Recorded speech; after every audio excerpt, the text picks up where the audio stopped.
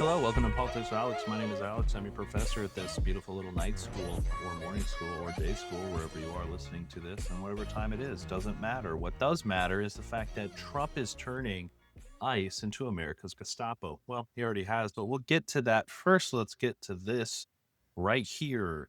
100 days protecting America from the worst first. Listen, if you're like me and you spent the last 3 weeks researching the correlation between the Nazi Gestapo and Trump's Gestapo, one of these pages and pages of just bullshit being spat out by ICE or DHS is enough to make you lose your mind completely. And for me, one that got me the most was this page right here. And at its face, it just seems basic, boring, like any other government website would put out some sort of random news piece until you just turn on at least one brain cell while you're reading it and just have a basic understanding of arithmetic at the fifth grade level. You will notice that they're touting the arrest of 66,463 illegal aliens in 100 days. They arrested 66,000 people in 100 days, and they just want to. They're like, yeah, that's what we did. Look at how good we are. Look at how amazing of a job we've done. Okay, 66,000, 100 days. We are so good. And look, there's a lot of like MS-13 gangbangers in there. Bad guys, a lot of bad guys.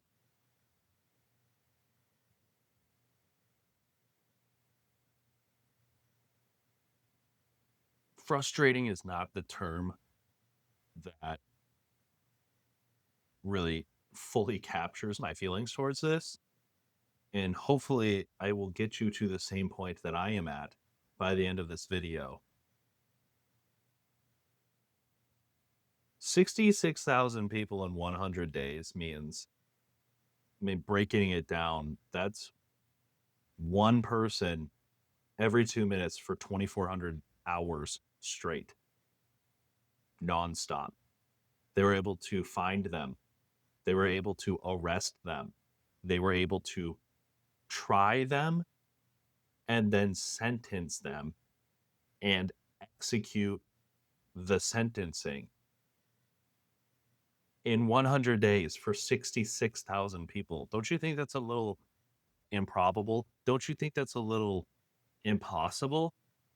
It's because it is.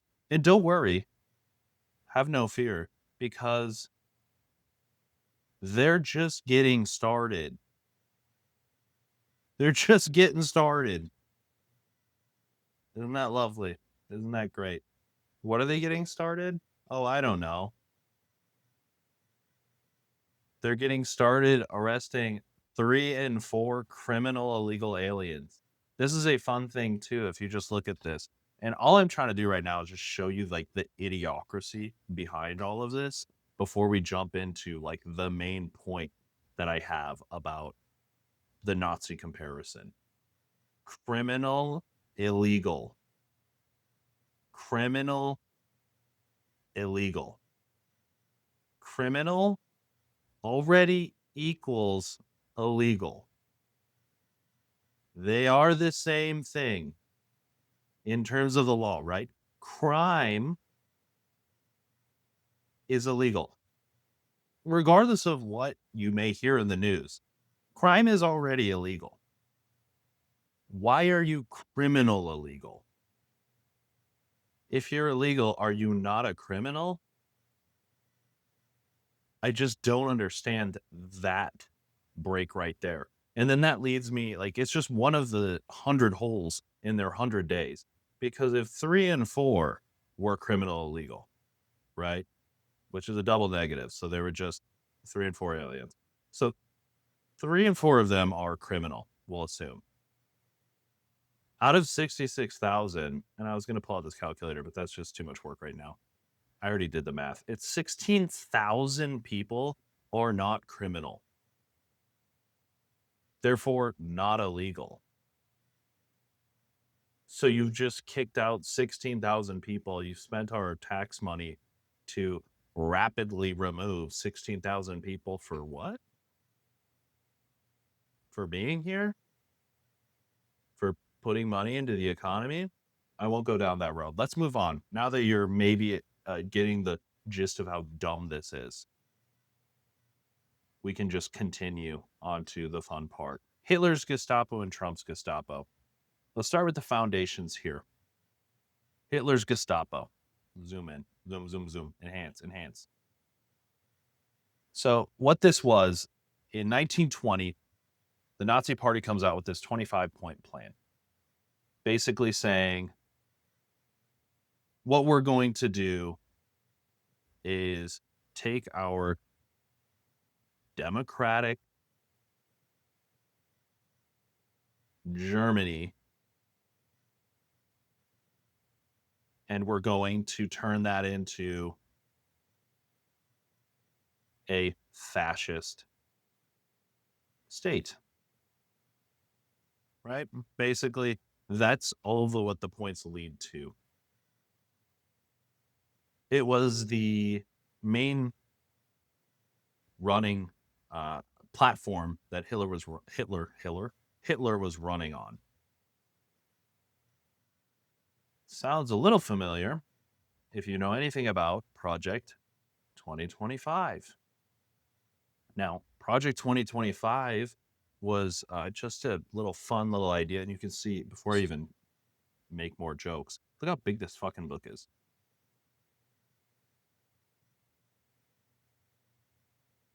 Huge. This is their entire plan. It breaks down like branch by branch, section by section, what they expect Trump to do when he gets in office in 2025. It's 2023, a group of billionaires, they're sad, they're upset with how things are going, and they think, well, we need to ensure that we really do some damage this time. They want to dismantle the federal bureaucracy and replace it with a single party political machine, a silo, basically. Right? We're spread out right now. Like the way this is supposed to work is that we have three branches of government, right? And they all balance each other out. This is a horrible drawing of this, but it's just quick, okay? You have your judicial, you've got your Congress and the House of Reps, and then you've got the president, right? They're supposed to all these powers that all three of them have balance each other out. And if you want to learn more about that and have a better explanation than I do, Charlie Brown has got your back. Anyways, into Project 2025. There's a chapter, a legitimate full-on chapter on what to do with Department of Homeland Security, which ICE falls underneath. They're wanting to turn that into a national police force.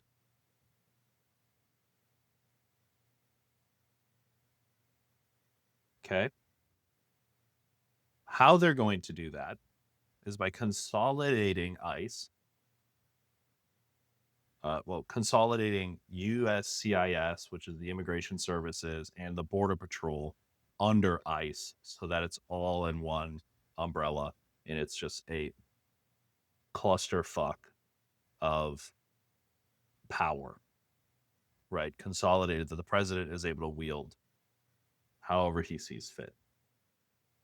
This plan also is to expand their powers beyond what they already have, giving them access to national intelligence databases. So linking them with FBI databases, NSA databases, so that they have information on everybody, right? Outside the scope of what their job is. Right now, we don't let people do that. Okay. Like we talked about. We don't let people do that because that's how we formed the nation. They don't want this anymore. They want to get rid of this. They want it to just be one. They also removed they removed restrictions on sensitive zones. This is churches, it's schools, places where you work, like protected areas, churches, like that ICE isn't supposed to go into to just start arresting people because it's going to cause some panic, it's going to cause some fear and anxiety within the community. But let's get rid of that because that hinders them from doing their job, right? Trump says he has no idea what this book is. He's said time and time again, he doesn't know what Project 2025 is. He's unsure. However, if you see over here, this is a Project 2025 tracker. It's a website you can go on, and it shows you a breakdown of every piece. Task is what they did. They broke down like each line in there to different tasks that the Project 2025 mandate is trying to get completed. As of right now, recording this video, 113 of those are already completed. 63 are in progress and 314 total. It's 100 days in. For a guy who doesn't know about the plan and he's accomplished 46% of it, that's pretty astounding. It's pretty amazing. It's like him not knowing Epstein. What I did there? Current events. Okay. We've established the foundations. Now that we have that, let's look at the legal framework. So from Trump getting in office, Project 2025 launching in 2023, Trump gets in office in 2025, January, and he just starts going ham, implementing Project 2025. In the first month, this guy who's never heard of Project 2025 dismisses the Cybersecurity Advisory Committee. He signs the Lake and Riley Act into law, which requires ICE, it mandates ICE to take custody of aliens who have records of crimes that are considered national security threats. What would you think is a national security threat? Homicide, kidnapping, murder, espionage, the kingpin of a cartel? No. It's DUIs, shoplifting, petty crime, and other misdemeanors. It's a way to have an easier path to detainment, right? That's the point. So that all comes in with the Lake and Riley Act. He also shuts down a majority of asylum claims from asylum seekers, terminated all advisory committees within Department of Homeland Security. Again, that's where ICE falls underneath is Homeland Security. He got rid of all the advisory committees inside of that, which are, again, supposed to make sure that everything's running correctly and that it's following the will and the mission of the people and what it's set out to do by Congress. On top of that, he increased the use of civil search warrants. This isn't tied into the Lincoln Riley Act. Basically, these are called Blackie's warrants, and they allow ICE to go and conduct what an operation that would require a warrant without needing to go through all the steps to get a warrant. So warrantless searches and seizure, if you've ever heard of that. And lastly, he published this executive order right here, strengthening and unleashing America's law enforcement to pursue criminals and protect innocent citizens. Now, I am a veteran. I have taught a few classes during my tenure. And one of the things we do to ensure that people don't soldiers do not miss a question on a test. Is we would do this thing where we stomp our feet. Okay. And that was just to like, hey, wake up. I'm reading this point to you, this bullet point or whatever, that you must remember because it will show up again. It's either going to be on the test or it's going to be a critical piece of instruction that you need to know. And because of the military, the Army specifically, everything is taught at a sixth grade comprehension level. We stopped stomping our feet and we just say foot stomp. So, like, foot stomp on this point right here, foot stomp on this executive order, because in a short time we will get back to that with somebody else who did a similar thing. And if you guess Hitler, you're right. So let's check my notes here. I have something else I wanted to talk about on these specific pieces. Um, things to note. So the Lincoln Riley Act, even though he signed this into law, it gives ICE these powers that are completely outside of like our amendments in the Constitution that we already have. It was like a way to kind of circumnavigate that, which I don't is it's not, from my understanding, legally possible to do. It it allows them to detain people without due process. Right? That's what this act essentially does. And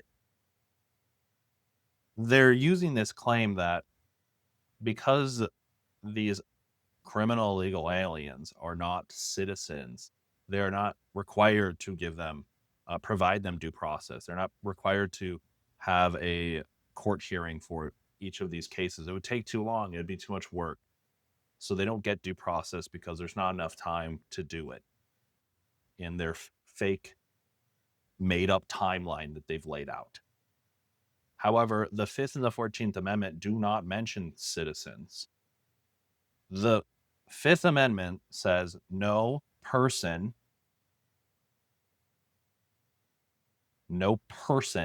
shall be deprived of life, liberty, or property without due process of law. I'm foot stomping very hard. Person. 14th Amendment. This strengthens the 5th Amendment by adding, nor shall any state deprive any person of life, liberty, and or property without due process of law. There's 2 amendments that are saying you explicitly cannot do what this act is telling ICE they're allowed to do.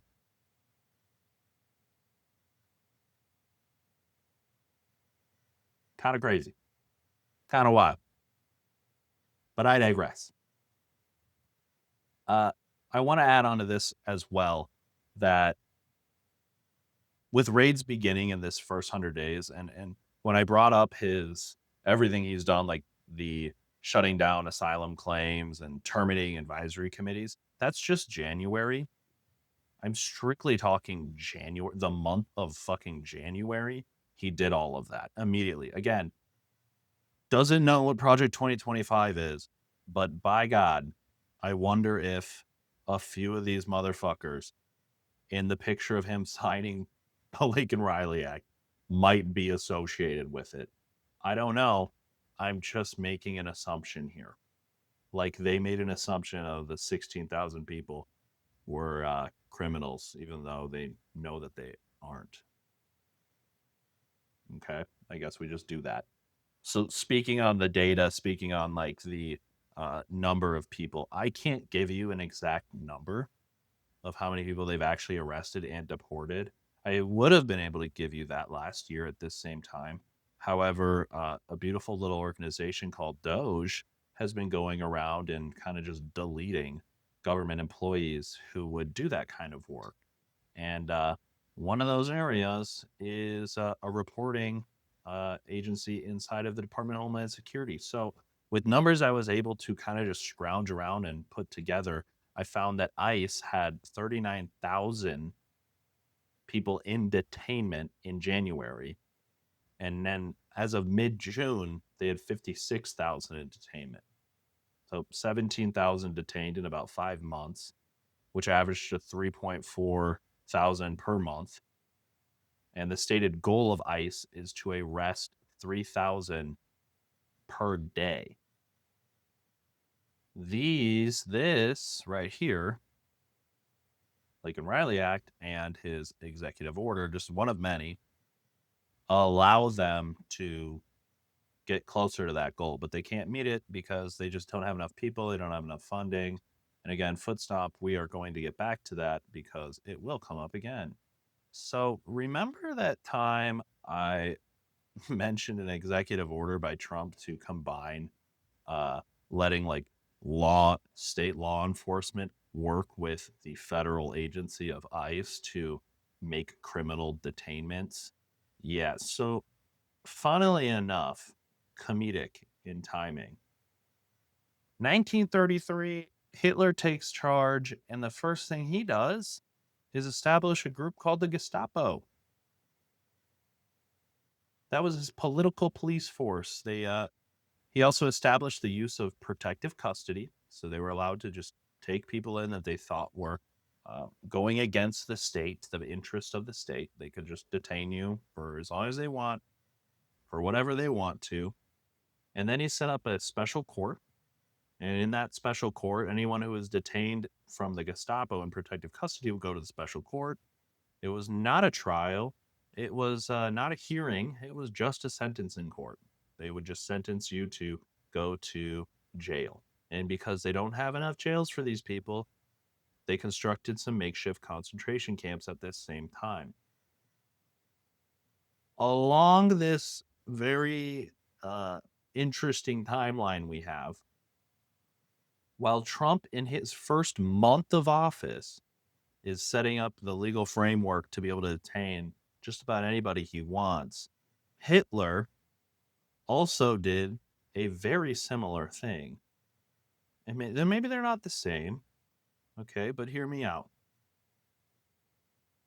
In 1933, an arsonist attacked a federal building, state and federal, and on the Nazi side is kind of the same thing because Germany was a state, but they're the federal government. So I may mix those around a little bit on the left. I'll try not to, but just so you understand where I'm at. He establishes after that fire, pictured here, the Reichstag fire decree.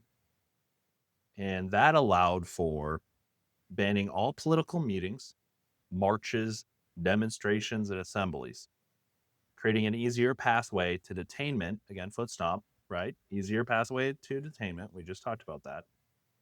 And something interesting about this, the actual name of this decree or executive order is interchangeable term here, was the decree for the protection of the people and the state. Now, does that not sound a little too close to this one? To protect the innocent citizens? We're doing it for your protection. Remember that. Oh, moving on. This is going better than expected. I'm glad. Maybe not for you guys, but for me. So let's talk about some consolidation. Hitler, 1936. They've already laid this legal groundwork. They're arresting people here and there.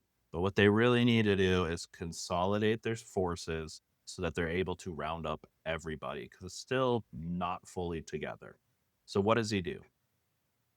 Well, he puts together this beautiful team headed by Heinrich Himmler. Now, Himmler decides what we need to do to make the Gestapo the powerful agency that it needs to be is we are going to combine the state police of Germany's criminal police force with the Gestapo, the security political police force, and make the security police force. Beautiful. That's not going to end up snowballing. So he combined the control of all policing activities under one umbrella. And then later in 1938, I don't want to make a separate piece for this just because it's so small. He ended up combining that with SS intelligence on the military side. So basically, everything is all together and under one umbrella, and it can be wielded as easily as it needs. Now, let's jump over to Trump. In February through June of 2025, Trump immediately comes in and just like deletes the entire cabinet of Department of Homeland Security and brings in Kristi Noem, who then goes and puts Todd Loynes in charge of ICE. Let me bring out the right here. Okay. And then Marcos Charles down here. Let's zoom in a little bit. Ooh. He's in charge of the enforcement removal operations team underneath Todd Loynes. So that is like, this guy is the one that's in charge of all of the raids. He's the boots on ground kind of guy. That's him. That's his beautiful face. Get a little closer in there so you can really just understand this guy. This guy, this is Mr. Mask. This is Mr. Wear a mask guy. It's cool. We can all do it. Right? Sorry, I fucking hate this guy. Um I've lost my point with how much I am frustrated with him. Getting back on topic. So he shakes up ICE, shakes up DHS, and then he drops more Project 2025 executive orders. He terminates the CISA counter disinformation team. So there's a team that was supposed to go around Department of Homeland Security and kind of audit them for disinformation to make sure they're not putting anything out to the public that isn't true. He just terminates that. Let's get rid of it. Then he eliminates the Office of Civil Rights and Civil Liberties. Why? Because you don't need those when you're doing what he's going to do. He eliminates the Office of Immigration Detention Ombudsman. It's a group who does third-party audits on detention facilities and how they treat their inmates. That's gone. He also eliminates the Office of Citizenship and Immigration Services Ombudsman. Those were the people who would help take issues or complaints from the people that are incarcerated against any complaint against USCIS, U.S. Citizenship and Immigration Services. So if you're maybe not being fed, if you are sleeping on concrete or you're outside or you're being forced to do slave labor, you could have complained. But now you can't because he got rid of that. So not only is there no one checking to make sure that those facilities are good, there's no one to complain to if they're not. Perfect storm. Trump also authorized the state and local law enforcement to help ICE, right here in this executive order, Department of Defense security for the protection of Department of Homeland Security functions. And that's an interesting one because we've been seeing that play out already. Basically, Kristi Noem is sounding a fire alarm that everybody hates ICE and that her agents are being attacked and that they can't do their illegal jobs because they're scared of being attacked. So what does Trump do? Says, don't worry about it. I'm going to drop this little memorandum out here to let everybody know that I'm allowing the DOD, the military, to go out, deploy in the United States to protect ICE while they violate everybody's rights. Great. Awesome. Thank you so much, Mr. Trump. I'm not even done yet. That's the sad thing. This is February through June. After he does that, he repeals temporary protection status for Cubans, Haitians, Nicaraguans, and Venezuelans because, that's where all the bads come from. And currently, he's challenging the court blockage of repealing the Floris settlement, which is a agreement to protect immigrant children in custody from cruel and inhumane punishment. So he got rid of that settlement. The court said you can't do that, and now he's challenging it because in 2019, little factoid here, Trump got in trouble for shipping 300 kids to a detention center, all shackled up. Maybe you heard about it, and did not provide them adequate water, food, toilets, beds, and contact with their parents. Is that cruel or inhumane? Or are these criminal, illegal children? You tell me. Department of Homeland Security at this same time published a new detention standard, this is important. Foot stomp on this one. So Homeland Security puts out this new detention standard for allowing temporary facilities. Okay, I need to take control again to show you this. Temporary facilities, what a beautiful word for makeshift. We just talked about that. Makeshift concentration camps. What the fuck? Because we need those. Trump then, no, I already talked about that. Sorry, my notes are kind of all over the place. Kind of like my mind right now. That's okay. We'll all get through it together, maybe. Hitler. We already talked about him. Let's go to roundups. As you can tell, I'm not a professor. Okay. I'm just a guy trying. Just a guy trying in my free time. Let's talk about the Kristallnacht, 1938. So in this timeline, we are 5 years from when Hitler got into office, and we are 18 years from when they originally published their plans for what they were going to do. They had 18 years to figure this stuff out, and it still occurred. It still happened. So Kristallnacht, Night of Broken Glass is what it's called. The Nazis are conducting raids all throughout Germany over these years. People obviously are getting upset. They're being targeted. It's illegal as fuck, and they're doing horrible things to people. So people are mad. And one of them was a young Jewish teen who decided, I'm done. And he assassinates a member of the government, the Nazi Party, Ernst von Rath. Because of this,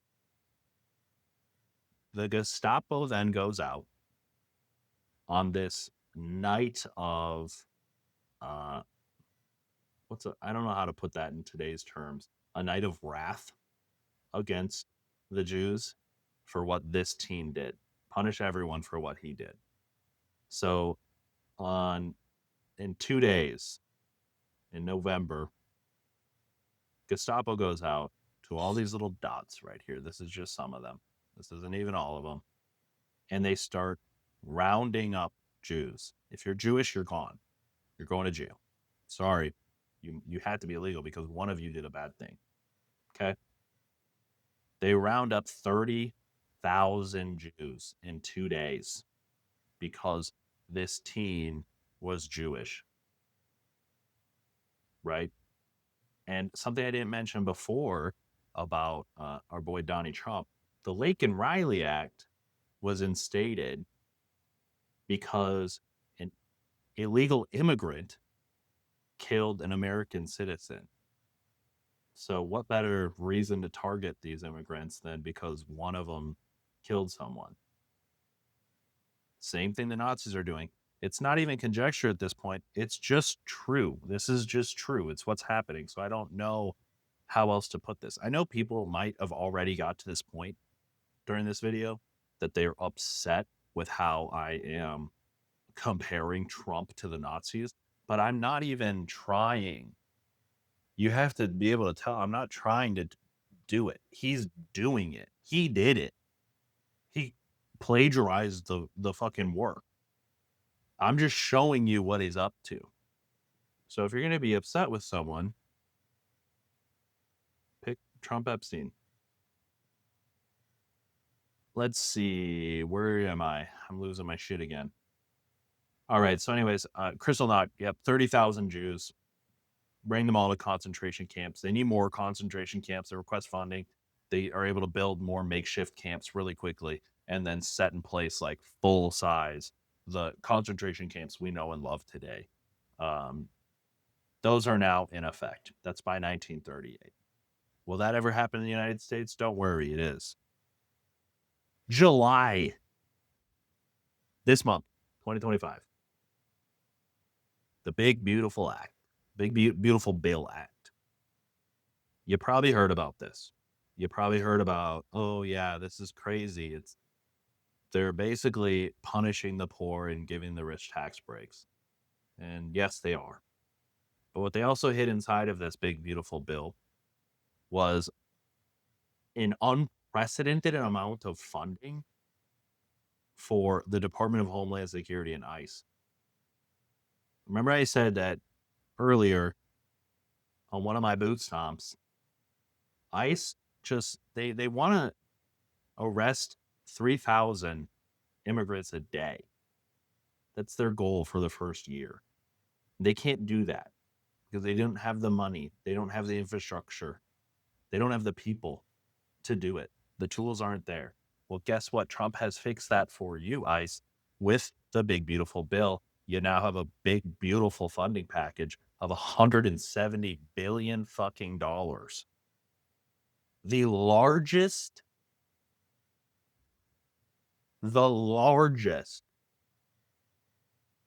policing agency in the fucking world is what he has created. $170 billion to DHS and ICE to further their mission. 45 billion of that is going to build these. Their new makeshift concentration camps like this one right here in Florida with DeSantis, Trump, and Nome standing looking at their beautiful dog cage for all of their new prisoners to be in. Inside of their fucking tent. This is known as Alligator Alcatraz. It's more like Alligator Auschwitz. And Nome has said that this is now the new standard. This is the new Alligator Alcatraz is the standard for detention facilities that they want to build with their $45 billion. Just like Trump got his small loan of $1 million, they're getting their small, not a loan. It's a grant. They're getting the gift, $170 billion. And they're going to do a lot of fun things with it. More tents, more dog cages around every fucking major city in America coming to you very soon. I'm not trying to be facetious, if that's even the right term for this, because how could I be? It's just, again, it's so plain. It's just that it's what the fuck's happening. But I'm using comedy to try to stop myself from crying. It's that's the tool right now. It's the only tool at my disposal because this is just fucking awful. Let's get out of here. As we just saw, okay, this is the short, very short fucking timeline. We already talked about the fact that it took Hitler from 1920 to 1938 to get to this point of rounding up 30,000 Jews. Trump did it in 100 days. 100 days. Doubled that shit. Yes, they went on one massive punch to get that all done in one day. But I guarantee you, now that we have this big, beautiful bill and they have their funding, we are going to see a lot of that. We're going to have a lot of nights of broken glass here. We're going to have a night of broken cities. It's going to be fucking awful. So let's get into the talk. Let's get into the talk about what is going to happen next as per just where I believe the data is pointing us to. The end game. First, let me try to get a good zoom in on here. Don't want to spoil the surprises, folks. The first thing I think is going on is they're developing a pathway for incarcerating any and all political opposition. We're already kind of seeing that. We've got Newsom over in California, where Trump said if he was the border czar, he would arrest Newsom for impeding on ICE's illegal operations in LA. That's fucking crazy. Just, we should arrest him because he's trying to stop something illegal happening in his own state. The party of state rights is saying he's not allowed to do that. It's interesting. It's almost like they're hypocrites. Mamdani over in New York City, if you don't know about this guy, he's currently, hopefully will become the mayor of New York City. Democratic, what am I trying to say? Not incumbent. He's not in yet. He's a candidate, Democratic candidate, running for office, and he's winning by a lot. And Trump hates that because he wants to put New York City first, and he wants to make sure the kids there have lunch that's provided to them at school, and he wants to make sure that organizations aren't getting tax breaks for sending money over to Israel to bomb Palestinian kids. Trump says that's a no-go. We are going to use every tool at our disposal to ensure that he does not make it into office. That was his threat to him. Up to including stripping away his green card to then arrest and deport him. 100 days, folks. Again, we're already there. Beautiful. Long live America. Speaking of removing birthright citizenship, I do have a note on this. In January of 2025, Trump put out an executive order titled Protecting the Meaning and Value of American Citizenship, because he wants to make it more difficult to become a citizen, and he wants it more difficult to be a citizen, and he also wants to open up the pathway to remove citizenship from American citizens in order to arrest them and put them in the camps that we've gone over ad nauseum. Let's go to the next piece. What's number 2? Fear. I believe that Trump wants to destroy the ability of American people to challenge the government rule by way of fear. He's doing that with the Lake and Riley Act. He's doing that by using masked ICE agents to commit raids against people. And also his executive orders for the immigrant crisis that we're in. I guess we're in a crisis, didn't know about it. And pairing ICE with the military to really stoke that fear. And there's a good amount of academic research that shows when immigration enforcement becomes visible and aggressive, entire communities, including American citizens, reduce their civic participation. Why? Because they're scared. They stop attending city council meetings. They avoid public demonstrations. They self-censor online. And it doesn't just affect immigrants. It is called the chilling effect, right? It chills all political movements across the country because it's fear-mongering. So once I start arresting all my political opponents, you're going to be too afraid to do anything about it. And who am I going to put in my private prison workforce? I don't know how I caught that. I'm not fixing it. I don't really care. I don't have enough time to re-record, so I'm just not going to do that, okay? Get over it. The world's fucking ending. 3, so private prison workforce. I believe that all of this is going to lead to what I think is the most obvious outcome. It's the buildup and expansion of the private prison workforce in America. U.S. has been using prisoners as a workforce since the beginning of America, right? We had Chinese immigrants who built our entire railroad system.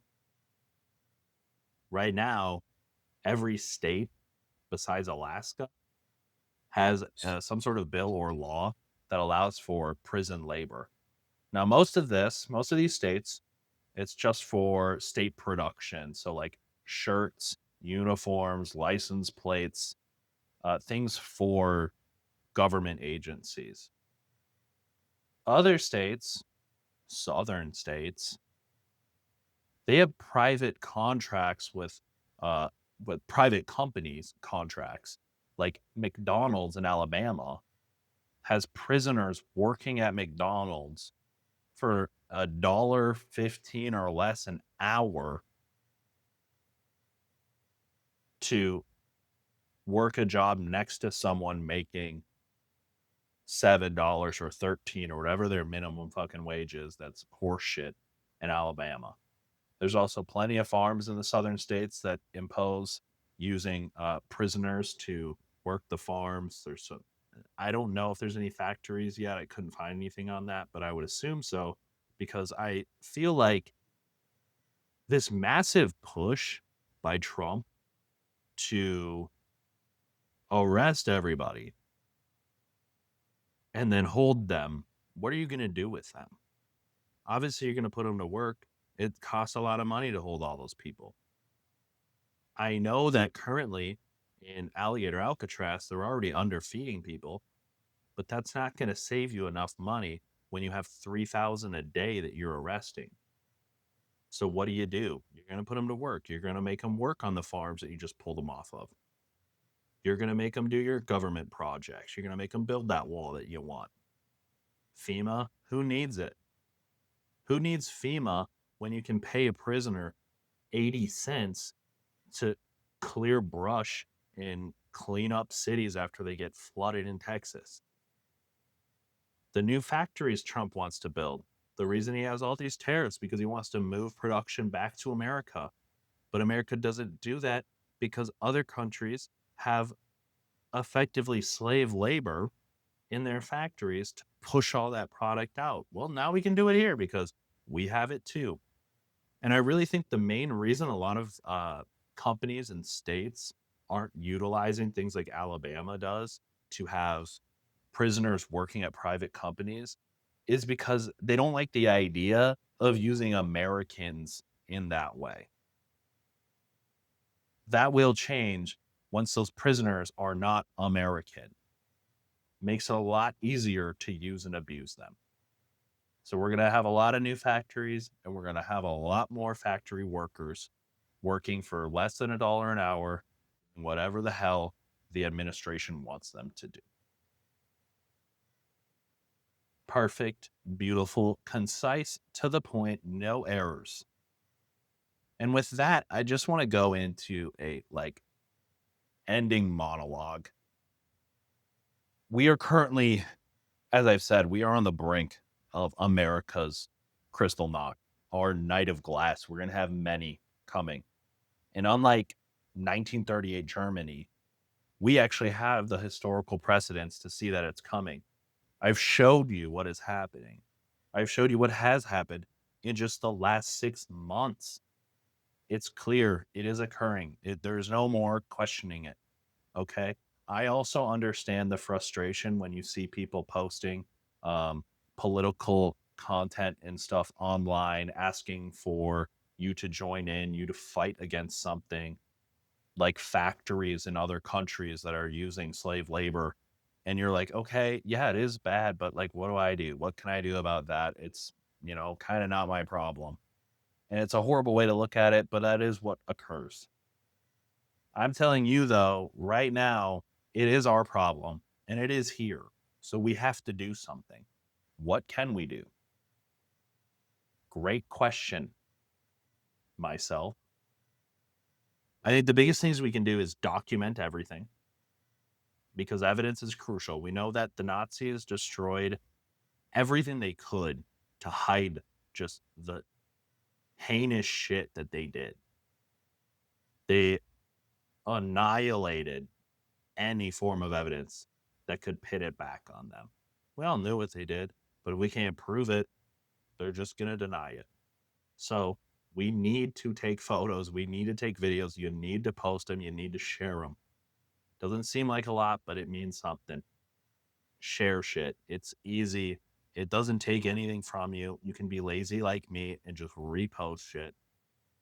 Not for clout, but for awareness. Okay. Also, the same old, contacting your rep.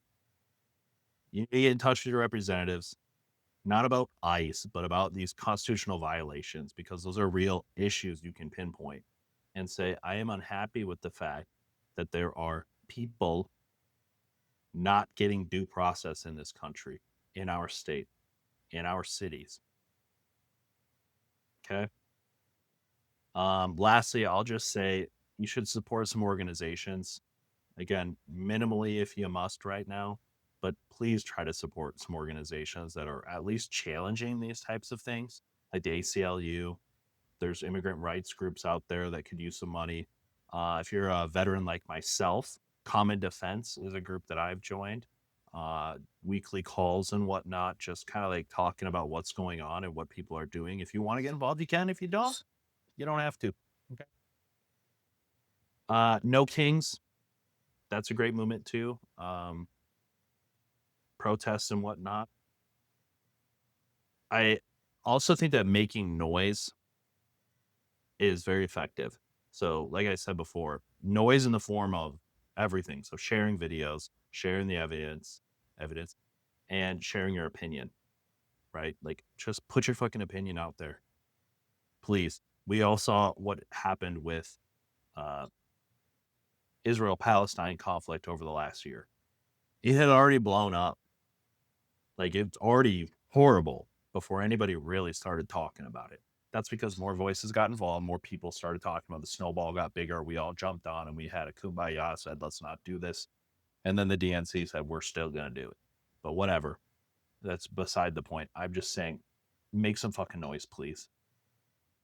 Let's see. What else do I have for you? That is it for me. Again, this is my first video, so it's going to be rough. But I don't have a lot of time to do editing and scripting and all that stuff. So I try to do a little bit here and there, but I just want to get the main point out to you because this is my way of making noise. I feel like if somebody watches this and they're like, wow, that's something I didn't know, then and they make TikToks or something, they can take that and they can make a TikTok about it, and it's going to reach more people than I can. But at least I can reach those people that are reaching people. So I'm trying to build that snowball effect from my end, how I know how to do it. So if you're one of those people with the time and the know-how to do it, please take whatever you can from this video and use it in a way to fight what is happening. Because again, it's fucking awful. I wrote this end note when I was building this video, so I'm just gonna share it. It's hard for me to read a script verbatim just because it sounds awkward when I'm reading. I get into like a reading voice. But anyways, before I end this, message from me, my sponsor for today's video.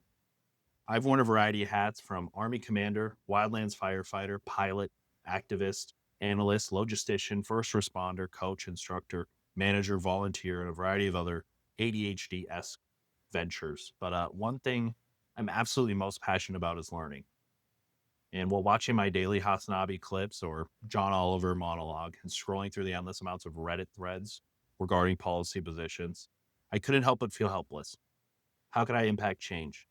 I go to rallies, I participate in marches, but I never feel like I'm doing something. I'm also inherently lazy and looking to min max every moment. So instead of trying to run for office, which is too much effort at the moment, I decided maybe I'm going to start a political podcast or a stream or something along those lines. And then I thought, wait, I fucking hate doing all that stuff, and nor do I have that much time to do it like weekly. And then I remember I love YouTube. I've loved YouTube forever. I've been on YouTube since I was a kid when it started. And I love video essays. So why not try that? But I don't do editing, so I can't make a beautiful video essay, right? I'm not H-Bomber guy. I do have a green screen that I bought for $40 on Amazon, but I'm not those guys. So this is all I can really create. Hopefully it gets better. But it's just a mind map of kind of like how I think about all of this. And hopefully that can lead someone else again to structure it in a way that they can push out to other people who follow what they do. And that leads me to what I guess is my purpose of making this video, so that other lazy people like me can take this research and apply it to their own ventures, whether it's reaction videos, TikToks, or their own video essays. I just want people to be free to use my content with their own. So without further ado, please take my video and use my arguments, make them your own as you wish. Everything I told you today is sourced and verifiable.